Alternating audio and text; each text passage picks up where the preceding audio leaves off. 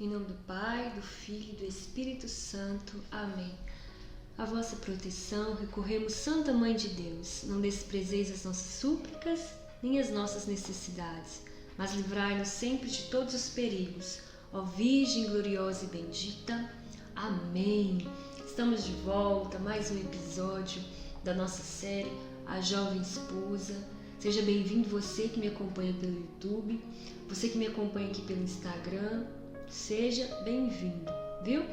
O tema de hoje que nós vamos partilhar é continuação do que foi lido na semana passada. Então, se você não ouviu os vídeos anteriores, não ouviu o vídeo anterior, eu te convido a voltar lá e assistir o passado, porque nós estamos lendo sobre o prazer sexual, sobre o gozo da vida sexual. Então é bom você acompanhar desde o início para entender direitinho o que o autor vem trazer para nós. E hoje nós vamos meditar a página 37 do livro A Jovem Esposa. Diz assim: no matrimônio, os esposos só têm direito a este gozo sexual entre si e exclusivamente para a finalidade matrimonial. Ninguém, portanto, pode por si só, no próprio corpo, procurar essa satisfação. Tudo aquilo que tira de dentro da vida matrimonial, tudo aquilo que afasta o casal na relação sexual é pecado grave. O adultério, o cônjuge deixar a esposa para se relacionar sexualmente com uma outra mulher ou com um outro homem é pecado grave. A relação sexual precisa ser vivida entre si, entre ambos e exclusivamente para a finalidade do matrimônio, que é a união do casal e a procriação. Ninguém pode por si só sentir prazer no próprio corpo, que é a masturbação, que muita gente pensa que não é pecado. Por quê? Muitos médicos, muitas revistas, muitos vídeos no YouTube falam que a mulher precisa conhecer o seu corpo, que o homem precisa conhecer o seu corpo, e um meio de conhecer a si mesmo, de entender a necessidade do corpo, é através da masturbação. Mas isso é um erro grave, é uma deturpação da sexualidade, que é o que nós refletimos no vídeo anterior. A vida sexual, o prazer, o gozo sexual é uma graça divina que precisa ser vivida da forma correta. E se algo não vai de encontro à vontade de Deus dentro deste prazer sexual, é pecado grave e pode nos levar para o inferno. Então, nós precisamos viver isso bem vivido, com alegria. Quantos casais estão se separando? Quantos casais já não têm mais harmonia e diálogo dentro do lar? Porque perderam o caminho, perderam-se um do outro, já não se olham mais.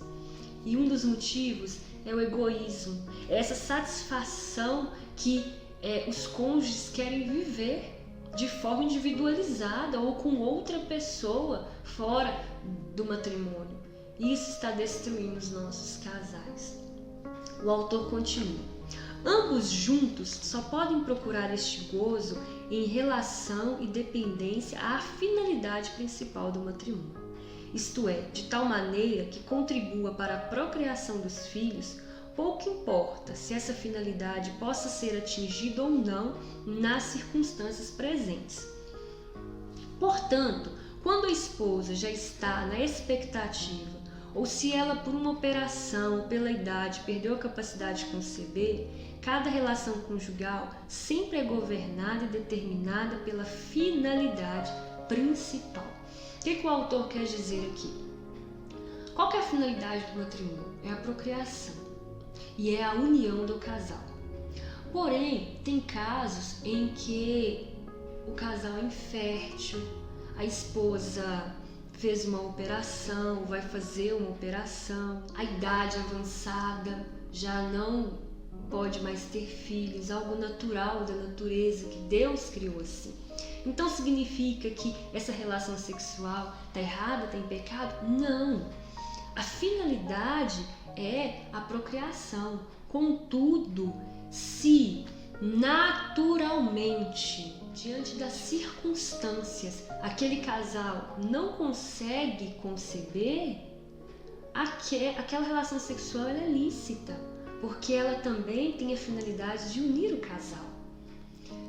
Vindo filhos ou não vindo filhos, aquela relação sexual é dádiva de Deus. O que não pode ocorrer é que aquele casal, de forma espontânea, livre, crie ali mecanismos para impedir a vinda de um filho, a vinda de uma criança, se é essa a vontade de Deus. Esse que é o pecado. Mas se aquele casal vive ali a sua vida conjugal, a sua relação sexual de forma livre, dentro da vontade de Deus, mas por circunstâncias naturais, até mesmo porque Deus não quer naquele momento que venham os filhos, e isso acontece de forma livre pelo casal, essa relação sexual é totalmente lícita, é totalmente dentro da vontade de Deus. Aquele casal está livre nos planos de Deus. É isso que o autor vem nos dizer. E aqui continua o autor. Nisso não existe para os esposos obrigação nenhuma de desejarem a concepção. Só que de propósito não podem fazer absolutamente nada para impedi-la. Tanto mais não podem fazer deliberadamente coisa alguma que possa destruir a nova vida em evolução. Isso seria um verdadeiro e real infanticídio. O casal não pode usar mecanismos para impedir uma vida que possa vir através daquela relação sexual, bem como também não pode de maneira alguma destruir a nova vida em evolução, que é o aborto, né? Impedir que aquela vida já concebida no ventre daquela mulher não venha a este mundo, seja destruída, seja abortada. Isso é pecado gravíssimo, gravíssimo. Esposos que deliberadamente ou de propósito agem contra a finalidade conjugal cometem pecado grave e atraem sobre si, sua prole, sua família, os mais duros castigos de Deus. É tão triste hoje a necessidade que temos de ver exemplos de família, de casais. São tantas coisas ruins que a gente vê acontecendo com as nossas famílias. Eu me lembro do que Fátima, Nossa Senhora de Fátima, revelou a Lúcia, aos 3 pastorinhos, né? Ela revelou de forma especial para a Lúcia que a última tacada do inimigo, a última arma do inimigo contra a humanidade seria a destruição das famílias. E nós já vamos percebendo essa ação diabólica no mundo.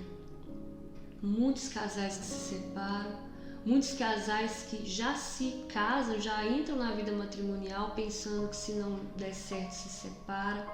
Casais que desejam viver um matrimônio santo, um matrimônio feliz e bem vivido, mas que vai se perdendo no meio do caminho, e às vezes eles se questionam, mas o que está acontecendo? Eu faço de tudo para dar certo, e às vezes até parece que faz mesmo, mas tudo dando errado, e aquele casal não se entende, aquele casal não tem mais diálogo, aquele casal já não se conhece mais. E nós nos esquecemos da promessa que fazemos a Deus no altar, que é ser fiel um ao outro, na saúde, na doença, na alegria e na tristeza, até que a morte os separe. Nós prometemos ali a Deus, diante da Assembleia, a receber todos os filhos que Deus tem a nos enviar e educá-los na fé. Então são 2 promessas que fazemos livremente a Deus: ser fiel e ser livre para receber os filhos que Deus nos dá, educando-os na fé. Mas muitos casais ali no altar fazem essa promessa, ali naquela alegria, naquela euforia daquele dia maravilhoso, sem pensar na profundidade dessa promessa, porque eu acredito que se muitos casais pensassem antes, talvez nem chegariam no altar, porque entenderiam que talvez não é a hora, não está preparado para isso, né? Então, aqui o autor ele é muito claro em dizer que se os esposos que deliberadamente, de propósito, agem contra a finalidade conjugal, cometem pecado grave e atrai para si e para sua família os mais duros castigos de Deus. Deus ele é misericordioso, mas Deus é justiça, Deus é justo. E Ele conhece os nossos corações. Ele sabe daquilo que nós prometemos no altar e daquilo que nós não estamos cumprindo. Nós precisamos ser fiéis dentro da nossa vida matrimonial. É um sacramento. É algo muito divino. É o céu que se faz presente aqui na terra. É a graça de Deus que está sobre nós. E nós vamos nos levando com tanta porcaria que a gente vai vendo na mídia, que a gente vai vendo acontecendo entre os nossos amigos, entre as pessoas que conhecemos na sociedade, e vamos achando que essas coisas são normais. O aborto é normal, a não aceitação dos filhos, se casar simplesmente para ter um ao outro. Como assim? Não foi para isso que Deus nos criou. Deus nos criou para casar, para ter filhos, para educá-los na fé e para ser fiel um ao outro. É dois que se tornam um, corpo, alma e espírito. Não são mais dois, é apenas um. É uma só carne. Nós precisamos entender isso. Se eu machuco o outro, eu estou machucando a minha própria carne. Se eu sou infiel ao outro, eu estou sendo infiel à minha própria carne. Se eu vivo um prazer, uma satisfação pessoal, se eu me masturbo para sentir prazer, eu estou machucando o outro, eu estou ferindo o outro e eu estou cometendo um pecado grave. E Deus, Ele está vendo. Deus, Ele está observando tudo. Ele sabe de tudo. E nós temos conhecimento de que é pecado. Pecado grave. É pecar contra a castidade. É trair o outro, é ser infiel ao outro. Nós precisamos ficar atentos e pedir a Deus a graça de sermos fiéis. Se no caso não for mais possível a geração, as relações conjugais continuarão sempre permitidas, mas apenas como meio de proteção para os cônjuges devido ao perigo de continência e como expressão de um íntimo amor mútuo. Mas tudo se deve passar sempre como prescreve a finalidade principal, isto é, a geração dos filhos. Se não for possível a geração dos filhos por causa de alguns motivos, que nós dissemos aqui, ou de outros motivos graves, a relação sexual ela é protegida por Deus, é lícita e deve acontecer para a proteção do casal devido ao perigo da incontinência e como expressão de um íntimo amor mútuo, que é a união, que é a primeira finalidade ali da relação sexual, que é a união do casal, que é a unitiva, a união do casal. Mas tudo deve passar sempre como prescreve a finalidade principal. É muita graça de Deus. Esse livro ele é riquíssimo e nós já estamos no meio dele, inclusive, Estamos quase terminando aí nossa jornada, a jovem esposa. Que Deus nos abençoe a vivermos bem nossa vida matrimonial. Em nome do Pai, do Filho e do Espírito Santo. Amém.